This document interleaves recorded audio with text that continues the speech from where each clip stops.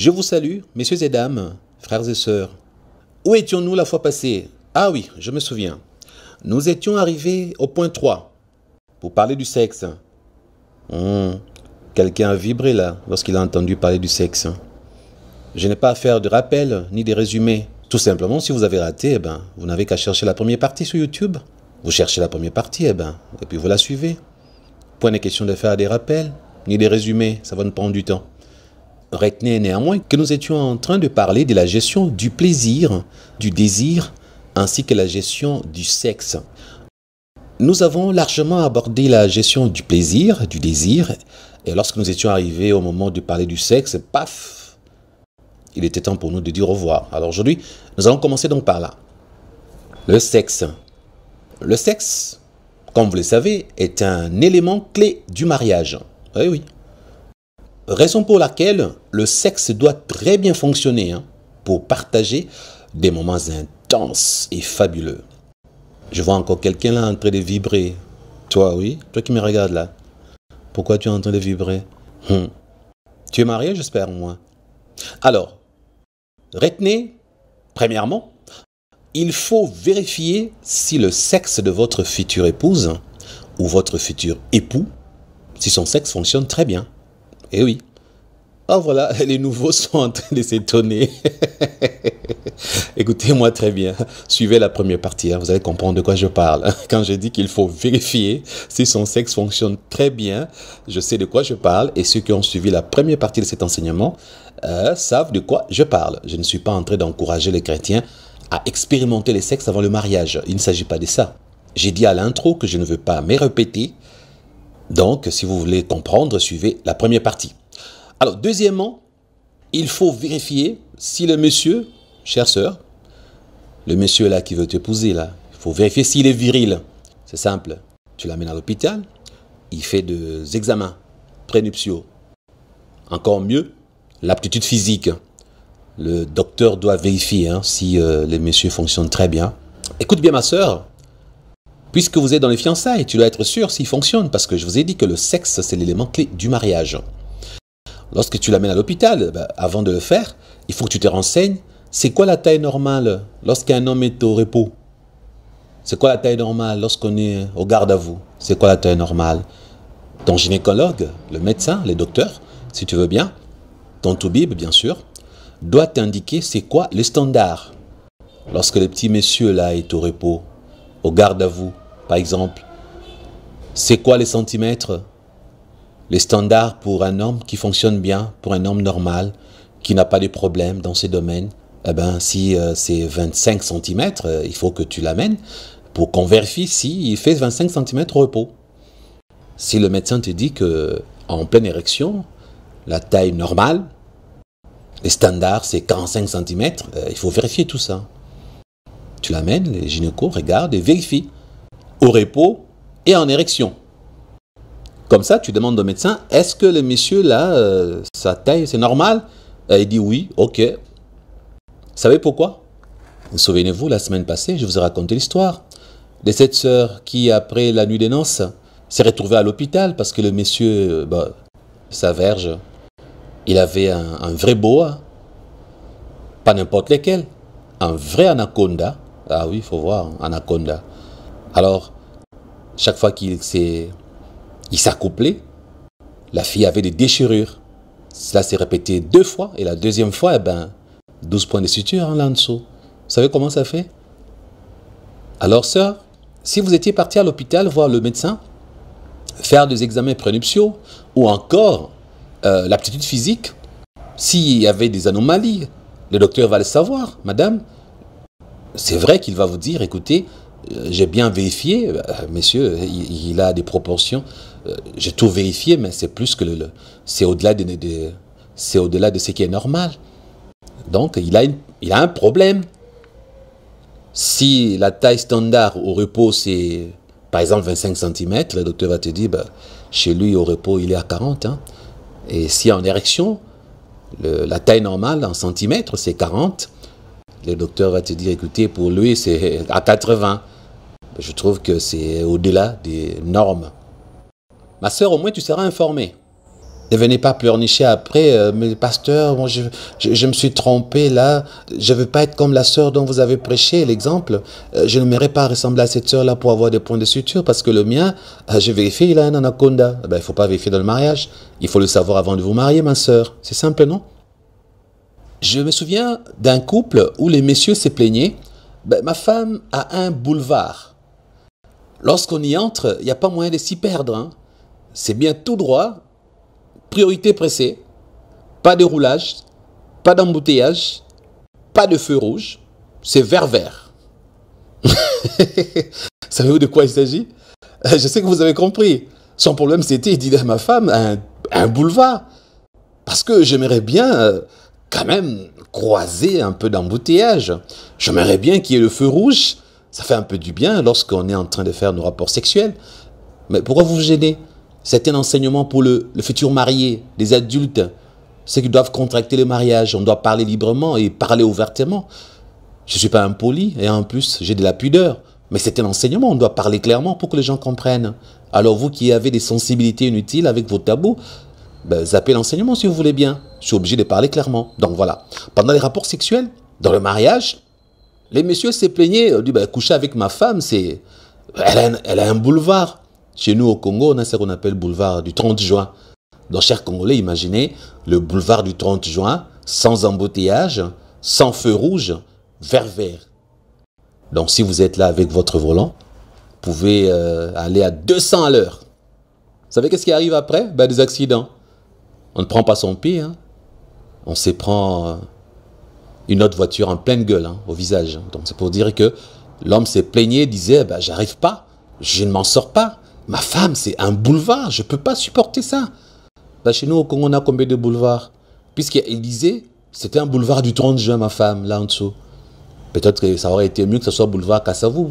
Et ça existe d'ailleurs. Kassavou, notre premier président. Je ne sais même pas s'il y a un boulevard en son nom au Congo. Quel autre boulevard encore? Boulevard Boulevard Lumumba. Ben, je ne sais pas, je suis perdu là. Bref, revenons.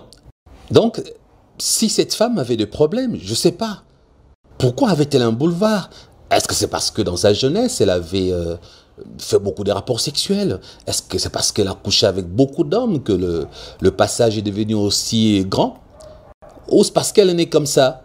Tout ça, messieurs, tu aurais dû le savoir si tu étais parti avec ta future épouse lorsque vous étiez fiancés, voir un médecin pour qu'il vérifie tout ça.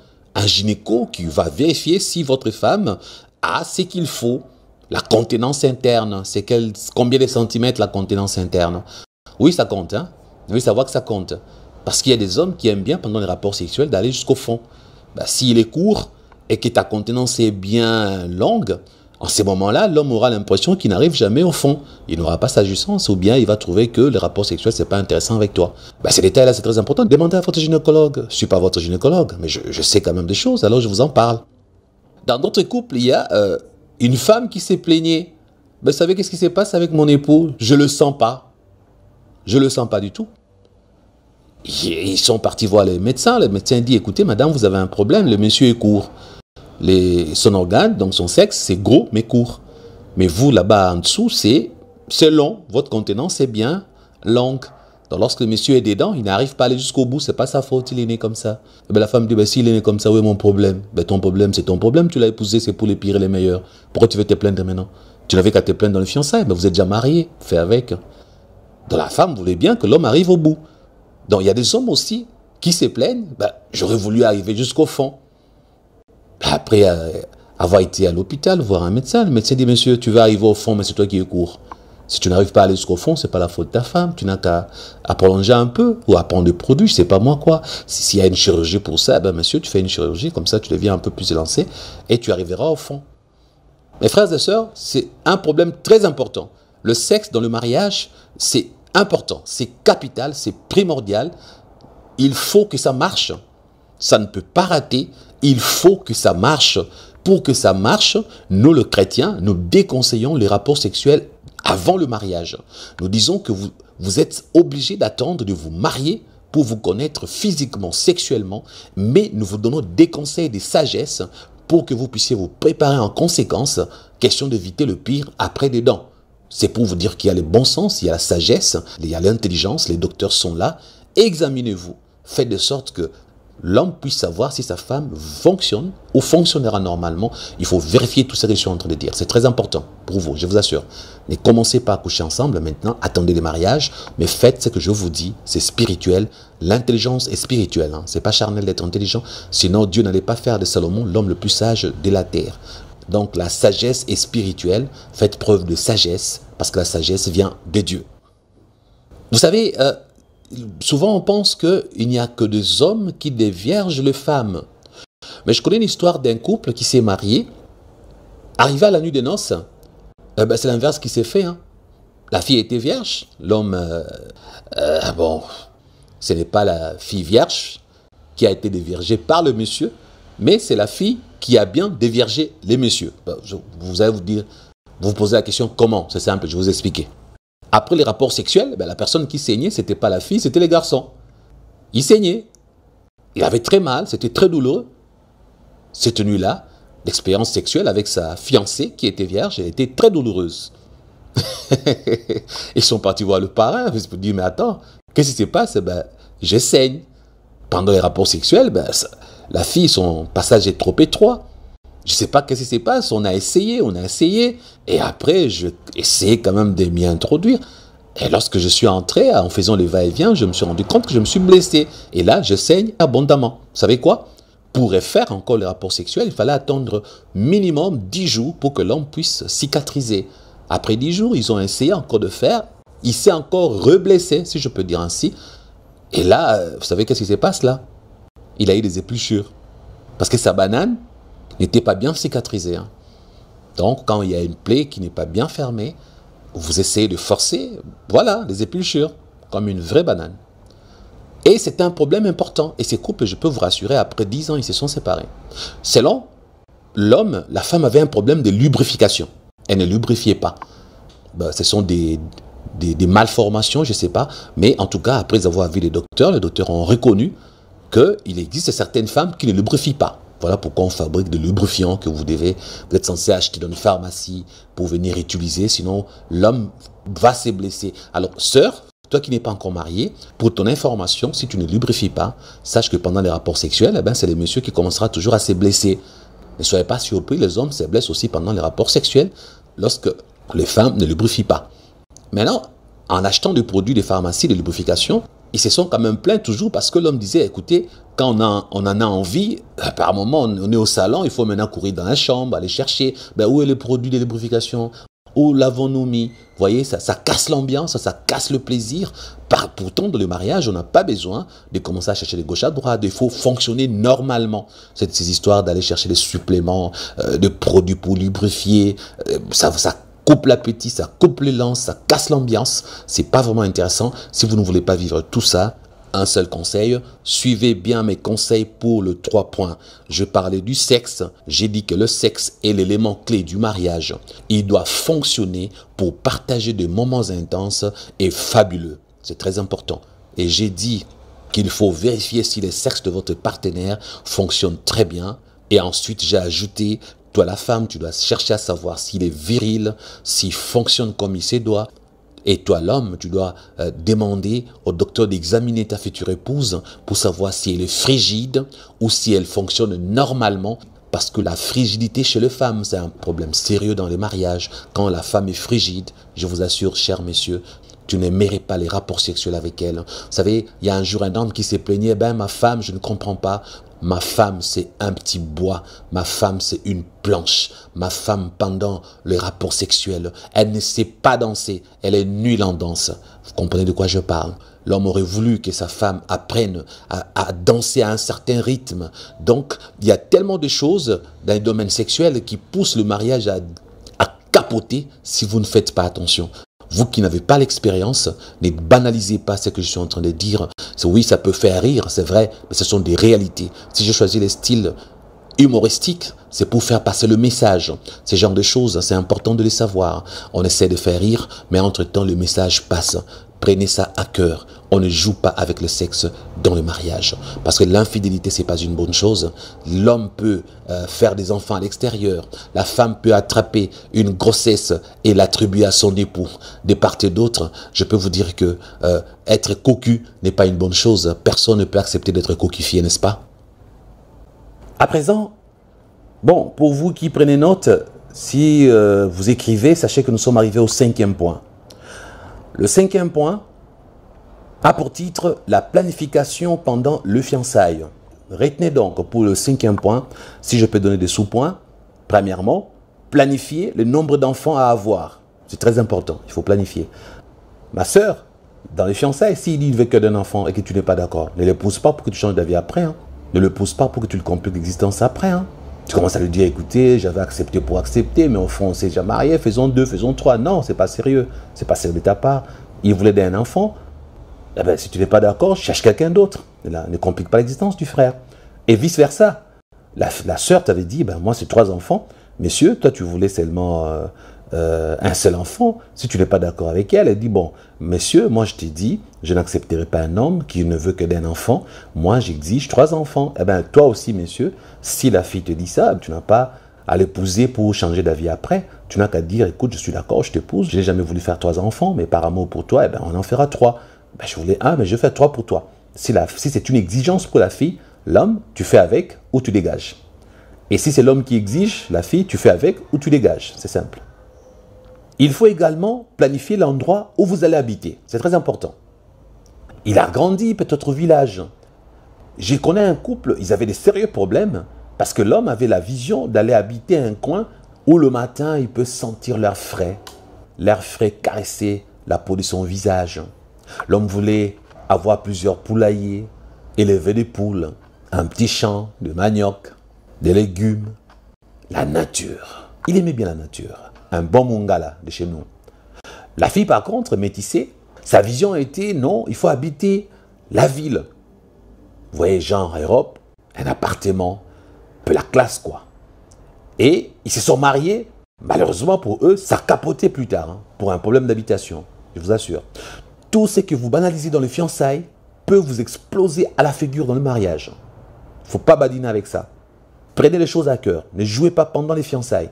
Vivez le vrai fiançailles comme des adultes. Si vous badinez là-dessus, c'est déjà mal parti pour vous. Hein. Vous êtes mal barré. Il faut planifier l'endroit habité. Donc, c'était premièrement, puisqu'on dit premièrement, il y a un deuxièmement. Premièrement, j'avais dit, il faut planifier le nombre d'enfants à avoir. Deuxièmement, il faut planifier l'endroit où il faut habiter. Troisièmement, établir les projets du futur. Très important. D'accord? Les projets du futur. Le même couple, la fille avait la vision de finir sa vie en Europe. La fille avait la vision de ne pas mourir au Congo, vieillir dans un pays étranger. L'homme, dans sa vision, c'est le Congo. Ça n'a pas marché. Ils se sont séparés. Pas intéressant, n'est-ce pas? Ce que vous pensez nul, ben, pour un autre couple, ce n'est pas nul. Tu te dis, mais écoute, moi, je ne peux pas quitter mon mari à cause d'un problème pareil, c'est bête. C'est que tu trouves bête, un autre couple ne trouve pas ça bête. Je vous dis une chose, dans le mariage, on est trop intelligent, on est aussi trop bête à la fois.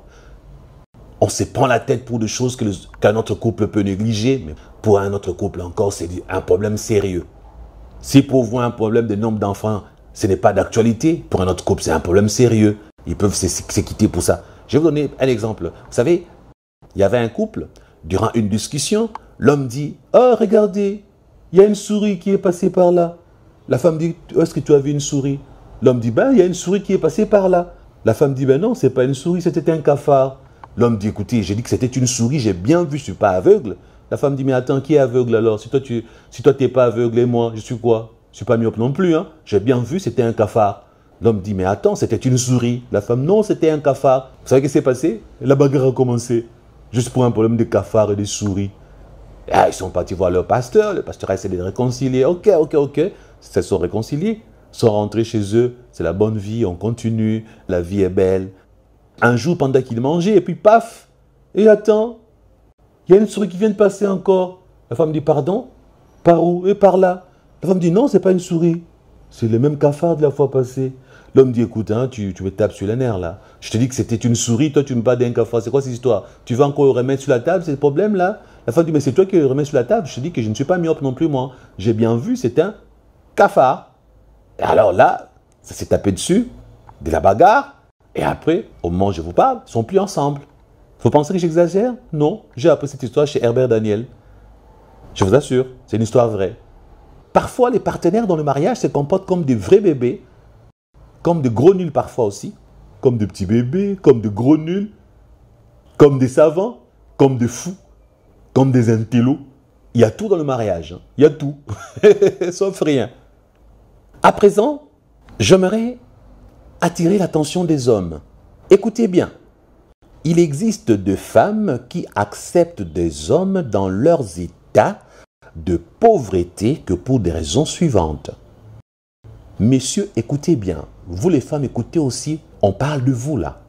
Je disais donc, il existe des femmes qui acceptent des hommes dans leurs états de pauvreté que pour des raisons suivantes.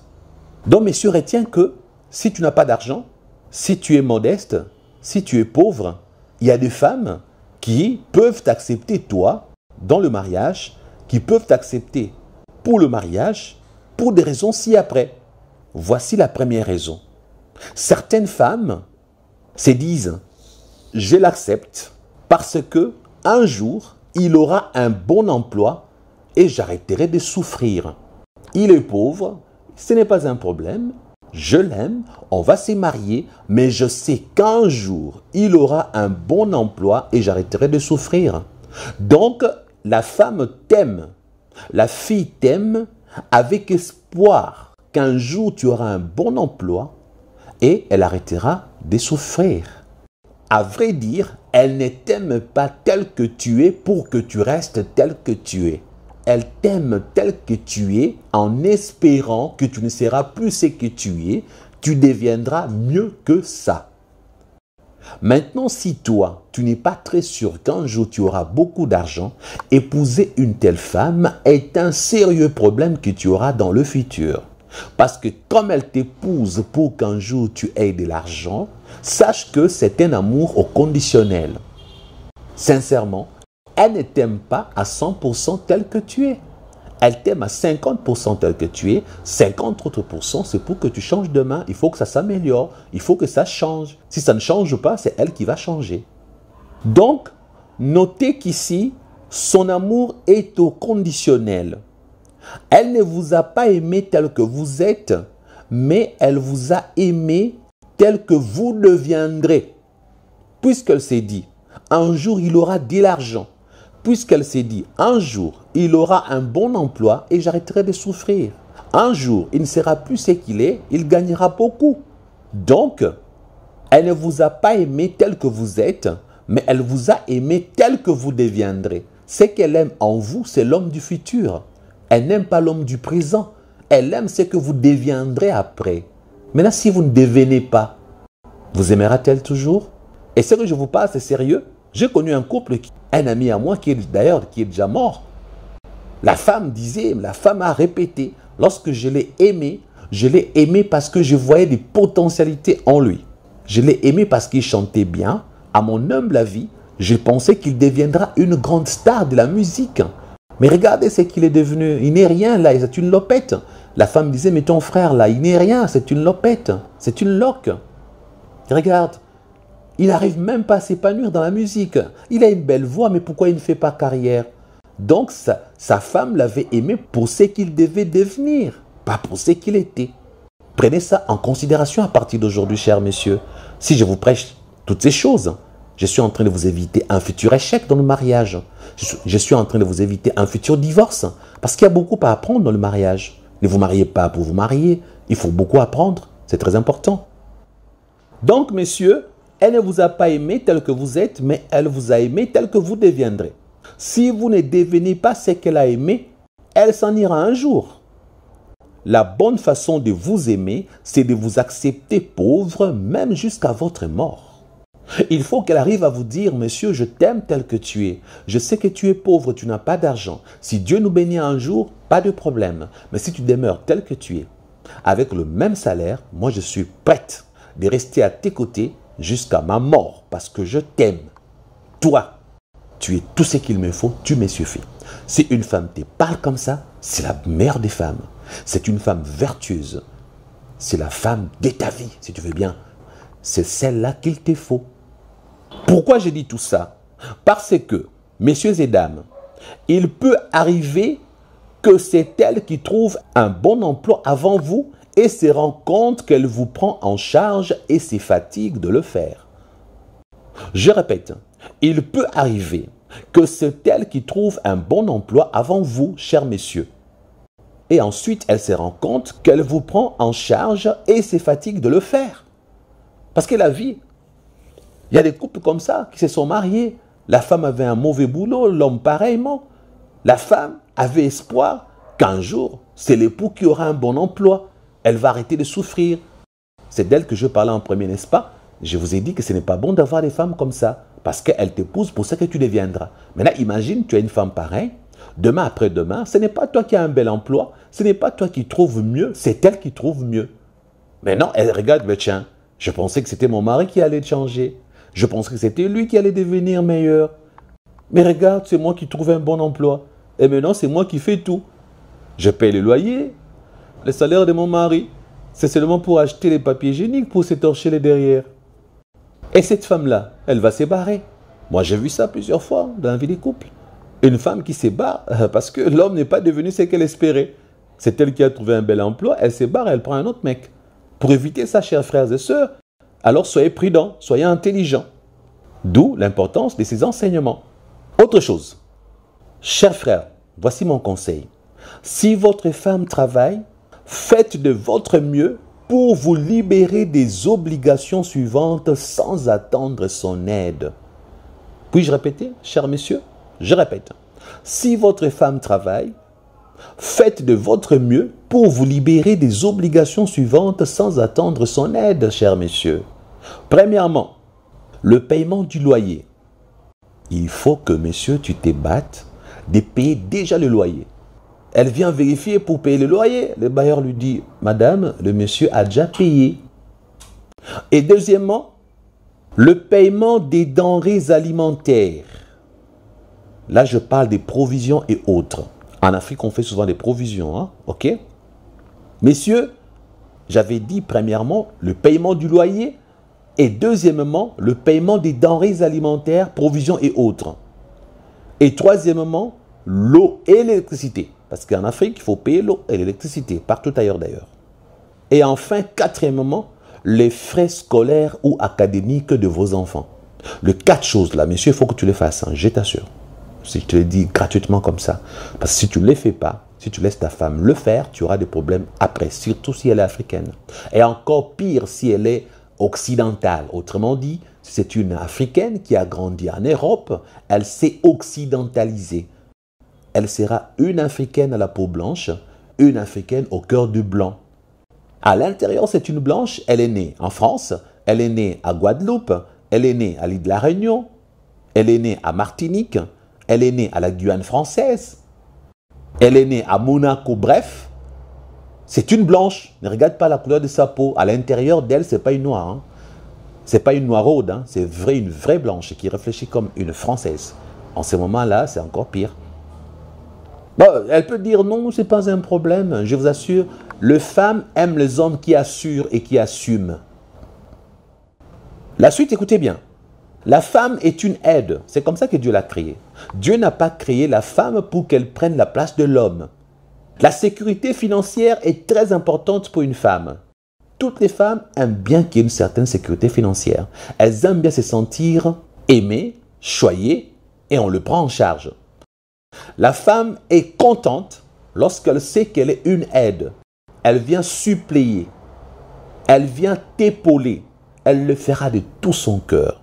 Elle le fera sans hésiter. Elle le fera sans murmurer. Parce que Dieu l'a créé pour être ton aide semblable. Dieu ne l'a pas créé pour être ton époux. Dieu ne l'a pas créé pour faire à ta place, chers messieurs. Si tu vois que tu n'as pas suffisamment d'argent, je t'assure, n'épouse pas les femmes qui ont des grandes ambitions, n'épouse pas les femmes qui ont des grandes visions, n'épouse pas des femmes qui ont des grands projets. Ce sont ces genres de femmes-là, si jamais tu n'es pas à la hauteur, votre mariage va s'arrêter en chemin.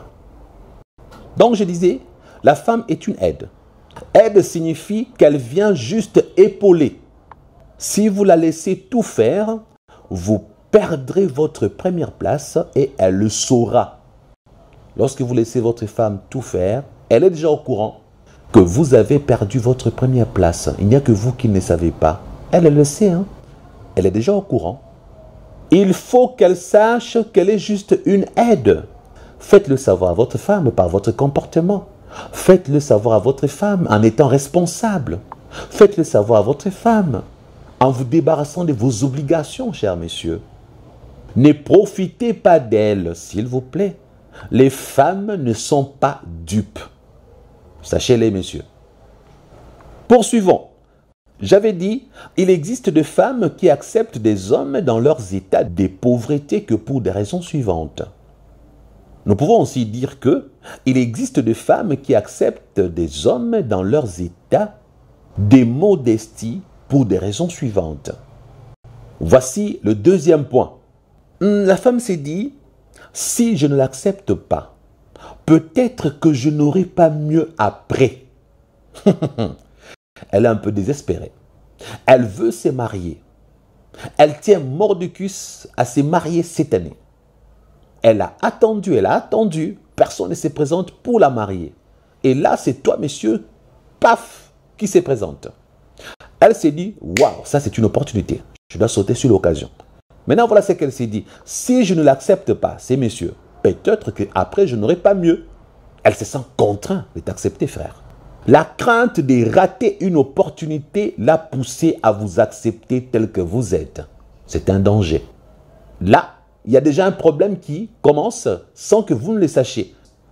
Je ne suis pas d'accord avec ces gens des dames, ces gens des femmes qui acceptent les messieurs faute de mieux. Comme on dit en français, faute de grives, on mange le merle. Ici, dans ces contextes, elle vous épouse en saisissant une opportunité. Maintenant, allez-y comprendre. Poussez loin votre réflexion. Si une autre opportunité se présente demain, elle la saisira également. Parce que l'opportunité d'aujourd'hui, il ne faut pas la rater. Elle saute dessus.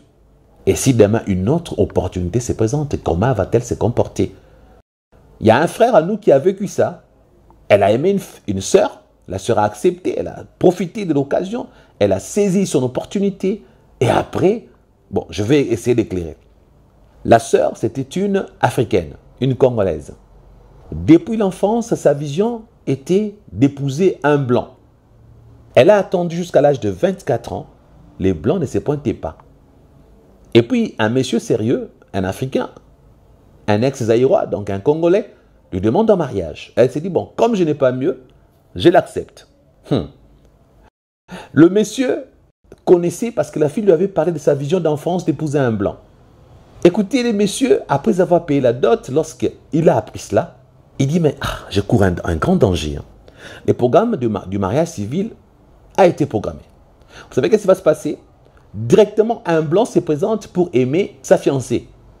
Et la fiancée dit au blanc, d'accord. Et la fiancée dit, ces blancs me promet le mariage. Si j'accepte ces blancs, c'est une deuxième opportunité. Je vais rater ma première opportunité parce que le mariage, c'est samedi. Alors, qu'est-ce que la fille s'est dit? Je vais laisser la première opportunité me marier. Dès que la deuxième opportunité sera prête, alors je laisserai la première opportunité pour aller épouser la deuxième opportunité. Donc, monsieur A, je le laisse m'épouser. Au cas où monsieur B ne viendra pas, au moins je serai femme mariée. Mais si jamais monsieur B, c'est le rêve de mon enfance, arrive pour m'épouser, j'abandonnerai monsieur A. Dites-moi sincèrement, aimerez-vous être à sa place? Oh, c'est dur, hein, n'est-ce pas? Donc, messieurs et dames, retenez que le mariage, c'est du sérieux. Hein? Ne vous précipitez jamais. Si je fais ces enseignements, c'est pour vous ouvrir l'esprit, c'est pour vous éclairer, vous conscientiser. Je répète, pour une bonne compréhension, ces femmes qui quittent leurs époux pour un autre qui offre mieux, le plus offrant, ce sont des femmes qui ont des cœurs, des ventes aux enchères. Messieurs, elle vous a parlé de ses ambitions d'enfance. Elle vous a dit, mon rêve c'est d'épouser un blanc. Regardez la couleur de votre peau, vous êtes noir, laissez tomber. Non, ça, ce sont ses idées du passé. C'est lorsqu'elle était enfant. Ne dites jamais, je l'épouse telle qu'elle est, je m'en fous de son passé. Non, non, il faut éviter ça. Savez-vous pourquoi il ne faut pas banaliser le passé d'une fille ou d'une femme? Écoutez-moi attentivement. Sachez quelle est la somme de ce qu'elle a vécu, la soustraction de ce qu'elle devait être et la multiplication de ce qu'elle a souffert. C'est ça. La femme est comme ça. Hein. Ne banalisez pas ses ambitions d'enfance. Ne méprisez pas ses visions. Ne crachez pas sur ses ambitions. Une femme est la somme de ce qu'elle a vécu, la soustraction de ce qu'elle devait être et la multiplication de ce qu'elle a souffert. Ne l'oubliez jamais. En dehors de ça, j'aimerais dire, il faut que je commente quand même. Hein. Ce que je viens de dire, il faut que j'essaie de le commenter. Lorsque j'ai dit, elle est la somme de ce qu'elle a vécu, voici l'explication. Son passé a fait d'elle ce qu'elle est aujourd'hui en bien ou en mal. Frère, il faut que tu le saches. Son passé a fait d'elle ce qu'elle est aujourd'hui en bien ou en mal. Qu'est-ce qu'elle est aujourd'hui? Si elle est aujourd'hui une femme trop simple, modeste, humble, peut-être que le passé l'a brisée. Elle a connu tellement de problèmes dans sa vie. Elle a essayé d'être hautaine. Elle a essayé d'être ambitieuse. Eh bien, la vie lui a donné une vraie gifle. Une vraie claque. Ça l'a brisée de l'intérieur. Elle est devenue humble. C'est la femme que tu as croisée. Son passé a fait d'elle ce qu'elle est aujourd'hui en bien ou en mal. Maintenant, imaginez au moment que tu la croises, le passé lui a donné une claque. Maintenant, le présent lui fait un sourire bien jovial. Une portion des rêves de son enfance s'accomplit au présent. Un blanc. Elle voulait toujours épouser un blanc. Un blanc passe par là pendant qu'elle est ta femme. Un blanc lui fait la cour. Un blanc lui dit, je veux t'épouser, je t'amène en France. La belle vie. Elle se rappelle. Oh, le passé m'avait donné une claque. Le présent me fait un sourire jovial, un clin d'œil. Directement, elle change. Voilà pourquoi je vous dis, ne pas tenir compte de son passé est une erreur grave. Si je peux approfondir encore. Dans son passé, elle a couché avec beaucoup d'hommes. Elle aussi, en couchant avec beaucoup d'hommes, elle a une catégorie d'hommes qu'elle préfère. Puisqu'elle a couché avec 50 messieurs, dans les 50 messieurs, madame a une préférence. Elle préfère les hommes qui ont des verges avec 65 cm. Peut-être qu'elle préfère des hommes qui ont une verge courte mais gros. Ou peut-être qu'elle préfère des hommes qui ont des verges gros et élancés. Maintenant, toi, tu as une verge de taille moyenne. Tu as une verge de taille moyenne. Maintenant, dans le mariage, elle se rend compte qu'avec toi, elle ne prend pas son pied. Hein. Avec toi, elle n'arrive pas au plafond. Elle n'écrit pas Alléluia pendant vos rapports sexuels. Elle ne parle pas en d'autres langues pendant vos rapports sexuels. Elle n'atteint pas l'apothéose de l'orgasme pendant vos rapports sexuels. Eh bien, elle va se rappeler. Hein. Elle dira, mais tiens, le présent n'est pas intéressant avec ce monsieur, c'est nul. Eh bien, elle deviendra infidèle. Et demain, elle va t'amener des bâtards. Je vous dis une chose, beaucoup d'hommes élèvent des enfants qui ne sont pas les leurs. Nous, les pasteurs, on le sait, mais on n'arrive pas toujours à les leur dire. Parce que les femmes, quand elles viennent confesser, ben, on est des docteurs, non? On est censé garder les secrets, puisqu'elle elle a avoué, elle s'est confessée, elle a demandé pardon à Dieu. Et moi, je le sais, je ne peux pas te le dire, messieurs. Je peux vous rassurer que 2 femmes sur 5, le plus souvent, ont des enfants qui n'appartiennent pas à leurs époux. C'est dur, hein, à apprendre. Si quelqu'un dit que 2 femmes sur 5, c'est beaucoup, mettons même 1 femme sur 5. Ok, 1 femme sur 5. C'est pas petit non plus. Hein. C'est pas un petit nombre. Donc, c'est sérieux. Le passé d'une femme doit compter. Une femme qui a beaucoup fait des rapports sexuels, qui avait de multiples partenaires, est une femme dangereuse pour le mariage. Si, messieurs, tu n'as pas l'expérience, bien sûr. Bon, même si tu n'as pas l'expérience, tu ne connais pas ses goûts. Tu dois lui poser des questions sur son passé. Dis-moi, quel genre d'homme tu aimes? Quel genre de sexe? Dis-moi, quel genre d'homme tu aimes? Il faut que tu lui poses des questions, puisqu'elle a l'expérience. Il ne faut pas banaliser son passé. Non, les choses anciennes sont passées. Toutes choses sont devenues nouvelles. C'est une chrétienne, n'importe quoi. Demandez à nous, les pasteurs, qu'on vous le dise. Si je vous disais que ceux qui pêchent beaucoup dans le domaine des sexes sont les chrétiens par rapport aux païens, allez-vous me croire? Nous entendons des histoires terribles. Les chrétiens sont vraiment charnels. Mais moi, je vous enseigne pour que vous deveniez corporels, pas charnels. Les chrétiens ont de sérieux problèmes, les chrétiens que vous voyez là.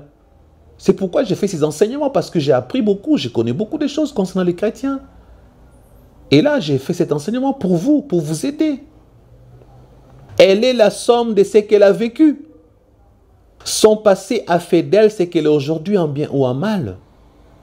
Ne pas tenir compte de son passé est une erreur grave. Si elle avait trop souffert chez elle pendant son enfance, elle voudra un jour trouver un havre de paix où reposer son âme. Là aussi, j'aimerais dire aux hommes, arrêtez aussi d'être des barbares. Il y a de ces femmes-là innocentes. Elle a trop souffert quand elle était petite. Elle cherche à se reposer dans le mariage. Elle n'a pas connu l'amour paternel. Elle voit en son époux son papa. Ça, ce n'est pas mal. Elle a trop souffert.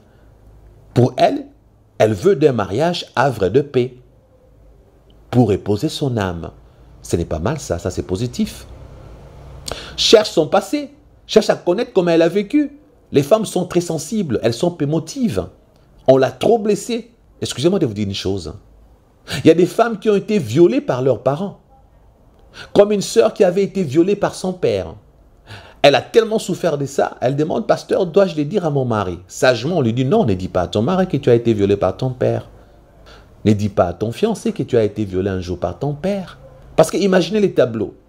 C'est le même père, le papa en question, qui fait la liste de la dot. Ton fiancé viendra déposer la dot chez ton père, ton ex-violeur. Si tu lui dis la vérité, peut-être qu'il va se rétracter. Ton passé, tu n'as pas forcé. Tu n'as pas demandé à ton père de te faire du mal, de te dévierger, d'abuser de toi. Tu es victime. C'est une chose qui te fait souffrir. Pourquoi lui en parler? Garde le secret. Pourquoi il doit le savoir? Ce n'est pas important. Tout n'est pas important à savoir. Ce n'est pas un mauvais secret que tu es en train de garder. Ça touche ton intimité. Ça touche ta personnalité. Il y a des secrets qu'on ne peut pas donner. Papa t'a violé, tu étais un petit enfant. Tu as dit au pasteur, on a prié, arrête-toi là, ne lui dis pas à lui. Ah ben toi, messieurs, ne cherche pas à ce qu'elle te dise tout. Non, je j'aimerais tout connaître. Madame, même s'il te dit qu'il veut tout connaître, ben, tu n'es pas obligé de tout lui dire. Et puis, tu n'es pas non plus obligé de lui faire savoir que tu ne lui as pas tout dit. Laisse-le croire que tu as tout dit. Ce n'est pas un péché. C'est parce que ce n'est pas toi qui lui diras que je ne t'ai pas tout dit. Tu n'as pas dit non plus que je t'ai tout dit. Tu ne lui as pas dit que tu n'as pas tout dit. Alors, ne lui dis pas non plus que tu n'as pas tout dit. Je ne sais pas si tu as compris. Pour une femme qui a trop souffert chez elle pendant son enfance, je disais qu'elle voudra un jour trouver un havre de paix où reposer son âme. Les conforts matériels ne lui sera pas indifférent et encore moins une affection aiguisée. Il faut le savoir, messieurs.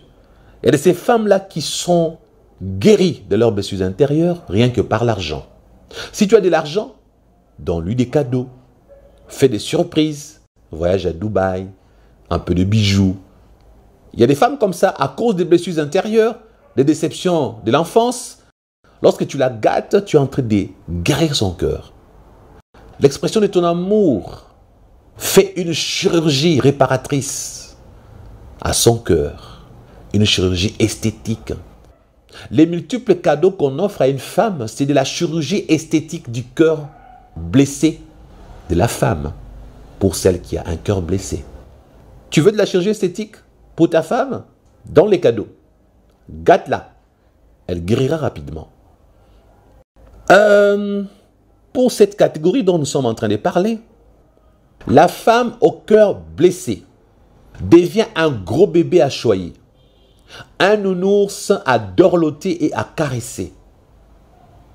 Décuplez votre amour pour elle, parce que en elle vit les diverses déceptions amoureuses, ainsi que le séquelles inconnues, non avouées ou ignorées par elle-même. Ces genres de femmes ne se connaissent pas assez. Hein? La femme blessée est l'assemblage de tout le mal qu'elle a pu faire et de ce qu'on a pu lui faire. C'est ça, la femme blessée. Elle est devenue ce qu'elle n'était pas avant. Elle est la fille qui était et qui est devenue. Ce qu'elle est devenue, c'est la conclusion de son passé qui, au présent, est la continuité de sa vie. Ce qu'elle est devenue, c'est la conclusion de son passé. Cette conclusion de son passé qui, au présent, est la continuité de sa vie. Il devient donc impossible de bien l'aimer et de vivre heureux avec elle en faisant fi de son passé. As-tu compris, frère? Ne faites pas fi du passé d'une femme. Ne cherchez pas non plus à déterrer aussi tous les cadavres du passé d'une femme. Cherchez à mieux connaître son passé tout en creusant superficiellement, pas trop en profondeur, surtout si elle est victime des divers événements du passé. Creusez en profondeur si elle a été plus coupable, si elle a manqué de la candeur. Mais si elle a de la candeur, soyez doux, gentil, attentionné et compréhensif. Je vois que la montre m'indique que je suis obligé d'arrêter. Parce que les temps, c'est les temps. Mais laissez-moi quand même compléter. Je disais donc, j'étais en train de développer ce que j'avais dit. Je disais que la femme est la somme de ce qu'elle a vécu, la soustraction de ce qu'elle devait être et la multiplication de ce qu'elle a souffert. J'étais en train de décortiquer. J'ai disséqué pour décortiquer. J'ai pris la première partie, elle est la somme de ce qu'elle a vécu. Je viens de finir de développer cette partie. À présent, je vais essayer de développer, elle est la soustraction de ce qu'elle devait être. Qu'est-ce que cela veut dire? Cela veut dire, ce qu'elle devait être n'est pas forcément ce qu'elle est devenue aujourd'hui. Voilà pourquoi elle est la soustraction de ce qu'elle devait être. Parce que ce qu'elle devait être n'est pas forcément ce qu'elle est devenue aujourd'hui. Notez bien, sans tout le mal qu'elle a vécu, elle pouvait être mieux que ce qu'elle est aujourd'hui. Les mauvaises choses ont soustrait en elle une grande partie de ses vertus. Elle a besoin d'une restauration. En amour, essayez de réparer les brèches qu'elle a pour combler les vides qui créent en elle l'insatisfaction totale. Si elle a été violentée un jour par les hommes, restaurez en elle la confiance des hommes pour qu'elle sache qu'il en existe des différents. Une femme qui a été violentée un jour sur la route, elle a été violentée par un cousin, elle a été frappée, abusée, violée. Elle garde l'image dans sa tête que les hommes sont méchants. Aujourd'hui, c'est vous son partenaire du mariage ou son fiancé. Battez-vous si vous connaissez son histoire du passé pour restaurer en elle la confiance aux hommes. Faites-la comprendre que vous êtes aussi un homme, mais différent de ceux qui lui ont fait du mal. Ne le faites pas en théorie, elle ne va rien comprendre. Parce que si vous lui dites, écoutez, je suis différent, oui, tu le dis verbalement, mais prouve-le en pratique. J'insiste, une telle femme, soyez tolérant avec elle. Même lorsqu'elle a tort, ne soyez pas agressif. Même lorsqu'elle commet des erreurs, soyez plus compréhensif. Parce qu'au fond, c'est un cœur blessé. Épouser un cœur blessé, c'est devenir docteur. C'est devenir médecin. Épouser un cœur blessé, c'est devenir psychiatre, psychologue, pas psychopathe. Ne soyez pas un psychopathe. Soyez docteur, soyez psychologue, soyez psychiatre. Je disais donc la soustraction. Essayez un peu de commenter lorsque je parle de la soustraction. La soustraction. A-t-elle encore les désirs sexuels? Peut-être que l'agression du passé a soustrait en elle les désirs sexuels. Eh oui. Violée. Elle est dégoûtée du sexe. Elle est dégoûtée des hommes. Se masturbe-t-elle? Eh oui. C'est une soustraction aussi. D'autres femmes dans le mariage préfèrent se faire jouir seules. Parce que ces masturbations passées ont soustrait en elles les désirs de se faire jouir par un homme. Son corps s'habitue à jouir seul. Questionnez votre future femme. Pratiques-tu la masturbation? Si elle dit oui, ah, sachez que vous aurez un problème. Hein. Elle est habituée à jouir, à avoir ses orgasmes personnellement. Messieurs, il y a anguille sous roche. Et vice-versa, mesdames. Les messieurs aussi, si c'est beaucoup masturbé. Vous savez, je connais des couples qui se plaignent. Mon mari préfère se masturber au lieu de faire l'amour avec moi. Une servante de Dieu pleure jusqu'aujourd'hui. Elle continue à pleurer. Mon mari ne me demande jamais de coucher avec moi. En 5 ans, 6 ans de mariage, elle dit son mari n'a jamais demandé. La seule fois que son mari a essayé, c'était un miracle. Eh bien, elle n'en revenait pas. C'est toujours elle qui va vers son mari pour quémander le sexe. Je ne dirais même pas demander, mais pour quémander le sexe. Mais elle regarde, elle voit son mari se masturber tout le jour. Il préfère se masturber que coucher avec sa femme. Il fallait questionner dans les fiançailles. Chercher à savoir. Elle se masturbe. Elle fait combien d'orgasmes? Il se masturbe trop. Est-il habitué avec ça? Et puis j'aimerais vous dire une chose, qu'il y a des possessions démoniaques derrière ces choses. Il faut aussi une délivrance là-dessus. Parce que les démons entrent derrière les masturbations. Les démons aiment bien ça. Ce sont des pratiques sataniques. Toujours en parlant de la soustraction. A-t-elle encore la notion de la soumission de la femme? Les hommes l'ont beaucoup exploité. Quelle image elle garde des hommes aujourd'hui? Ce sont des monstres. Ils aiment exploiter. Ce sont des orgueilleux. Comme un Moulouba. Je vous dis vrai. Un Moulouba qui m'est répété. La femme, c'est une chose. La femme n'a rien à dire. C'est moi le chef. C'est moi le patron. Et il tapait énormément sa femme. Sa femme n'avait rien à dire. Lui, il mangeait sur la table à manger. La femme mangeait dans la cuisine. Il sort quand il veut. Il tape sa femme. Pire encore, il mettait sa femme à genoux, ensemble avec des enfants. Toi, Bénou. Toi, Bénou. Il met à genoux et les enfants et la femme. Supposons qu'un enfant ou une fille a expérimenté ça lorsqu'elle était petite. Comment son père battait sa mère. Comment son père chosifiait sa mère. Comment elle était toujours mise à genoux à côté de sa maman. Croyez-vous qu'elle a toujours la même notion de la soumission que vous, chers frères? Pour finir, je disais qu'elle était aussi la multiplication de ce qu'elle a souffert. Lorsqu'une femme a trop souffert dans sa vie, elle devient plus que ce qu'elle n'avait été avant. Messieurs, retenez donc que la souffrance rééduque la femme. La souffrance rééduque la femme en lui inculquant des faussetés. Les vices qui sommeillent en elle se multiplient pour créer une sorte d'autodéfense. Elle devient donc plus agressive et protectrice.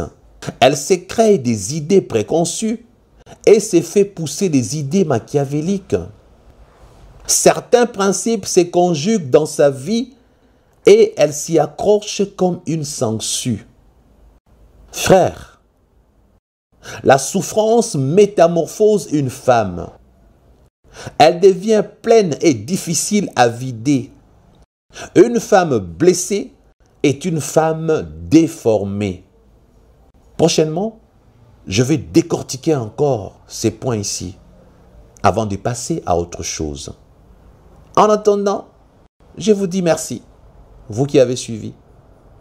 Vous avez remarqué aujourd'hui, j'ai un peu changé de style. Si ça vous a plu, merci donc. À la prochaine.